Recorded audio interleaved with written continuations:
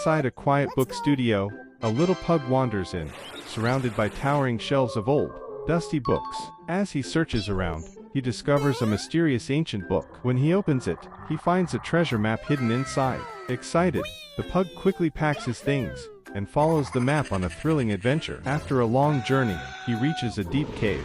Inside, he spots piles of shining gold. The pug can't believe his eyes and jumps with joy. But suddenly, a fierce dragon appears, breathing fire and roaring loudly. Terrified, the pug runs as fast as he can. He escapes into the jungle, panting, and when he finally looks down he realizes he's holding a glowing diamond in his palm.